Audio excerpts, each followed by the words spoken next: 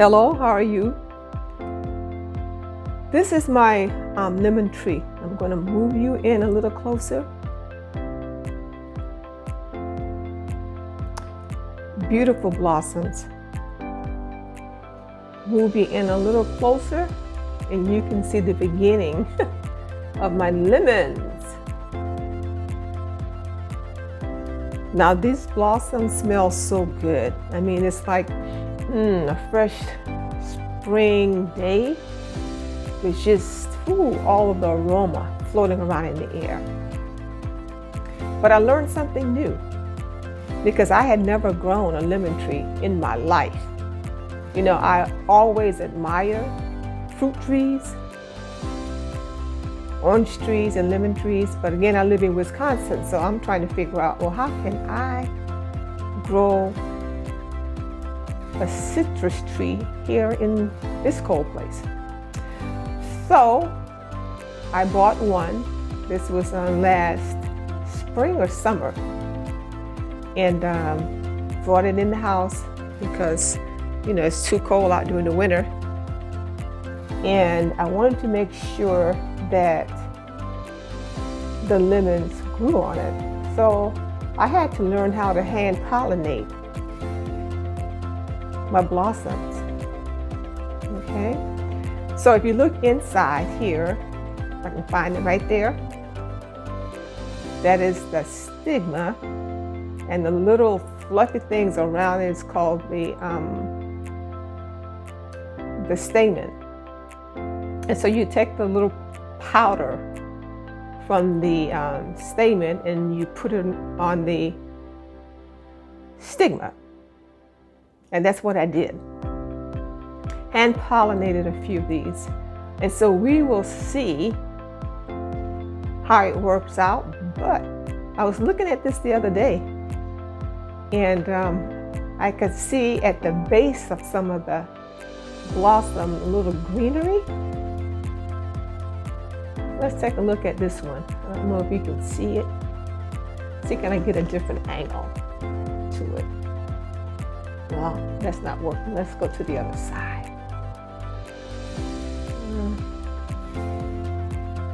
Can't see anything there. Let me move around a little bit. Okay, so if you look closely at this, you can see maybe at the base there's a little green, but I'm pretty sure that that little green base is going to eventually turn into a lemon. Yeah, I can't wait to put it outside so it can get more sunshine and just get the, you know, the warm air to it. But yeah, I want to talk to you today about learning new things and not being afraid to try different things. Learning new things and not being afraid. Don't let fear stand in your way. Don't let fear stand in your way. It's always good to learn new things. Learn new things. Learning new things refreshes our mind. It refreshes our body and it refreshes our soul. Learning new things, we feel so much better because you learn something different.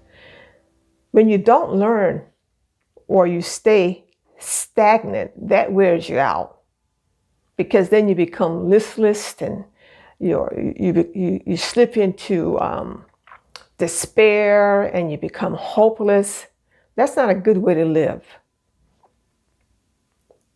You have to step out on faith. Don't let fear hold you back. Don't let it hold you back. Remember the Lord said to his people during biblical times, "Fear not, for I am with thee." And so he's with us too. Remember, he also said that fear does not come from him. He's giving us strength. And so we have to step out in that strength to do the things that we want to do. Again, if that's something that he doesn't want for you, then it's not going to work out anyhow. But you never know until you try. I remember when I was in high school, and I wanted to drive a school bus. Now, mind you, all the buses were stick shift, and so you have to, shift the gears. I had never driven a car with a stick shift. Okay.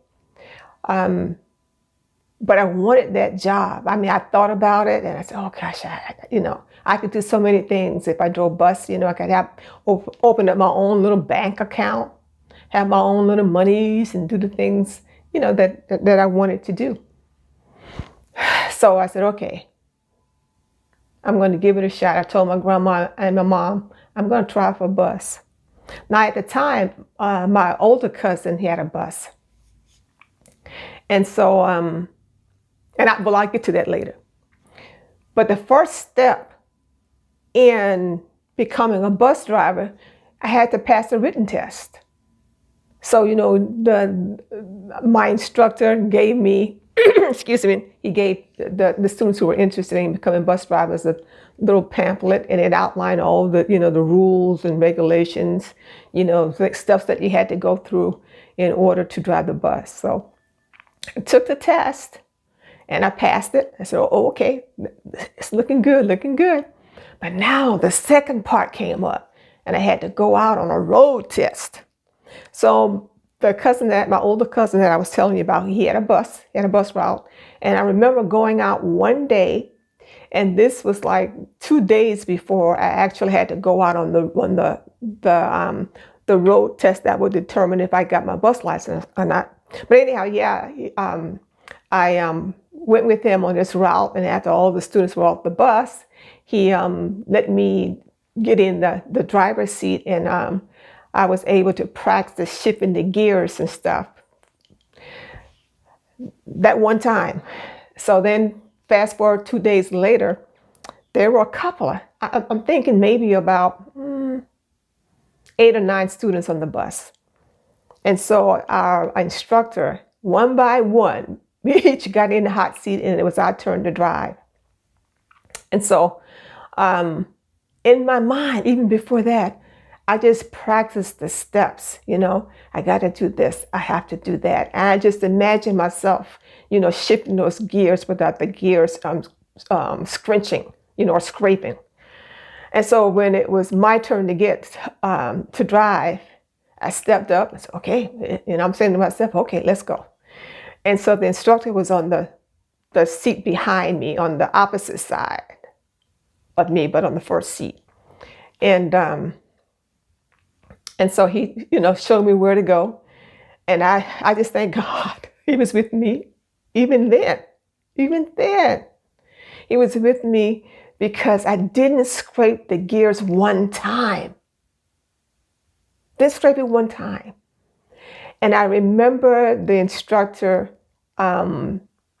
telling me, he would take us through neighborhoods and he would say, okay, now I want you to stop up here. There was one time in the neighborhood, there was a little girl, she was outside playing with her dog. And he said, okay, I want you to stop up here. And so even though he told me to stop there, I knew what the procedures were. And so I went through my procedures, opened the door, he played with the little girl and got back on the bus again. And so then on the way back to the school, he took out a book and he started reading his book. It's like he was trying to make a nonverbal statement. So he read his book. We went back to school, and then I got out of the seat because now it was time for another student to come to drive. And so as I was walking back to my seat, some of the students said, oh, you got your license. And I said, it just made me feel good. It made me feel good. But had I not tried and do whatever it took to get where I wanted to go, it would never happen. Fear can paralyze us. Don't let it. If there's something that you want to do, take small steps. Do what you can do because you're going to have to work at it. Yeah, you have to work. It's not just going to happen. You have to work at it. But work at it, visualize it, and take the necessary steps that you need to take in order to make that into a reality. Don't let fear paralyze you. Pray, pray, pray, and ask the Lord to be with you and move forward. Move forward in that strength. You have to. You have to. And I want you to think about some of your past successes. Think about it. If you never started, if you never took steps to accomplish that, you would still be where you are. Let's move. And in a previous video, I talk about dreams and renewing. Move. Go out. Dream. And take steps toward accomplishing your goals. It's not about what other people are doing. It's not about how fast other people are going. Focus on God, you, and where you want to go. You are different than anybody else. So you shouldn't be comparing yourself to anybody else. No, focus on what you need to do and make that dream a reality. Do not let fear paralyze you. And so in the comments, I want you to write down something that you did, something that you accomplished, and you had to just push it out of the way. And because you did, you were able to accomplish that. Share that with us. Share it with us. Let's motivate each other. Let's go forth. You can't lose because you have the Lord on your side. And if you don't have a relationship with Him, get one with Him and grow in Him. You'll see that He owns everything. He has everything. He is the Creator. He created everything, and He created you. So tap into that strength. Push fear aside and move forward. Go for it. So until the next time, I'll see you. Have a good day.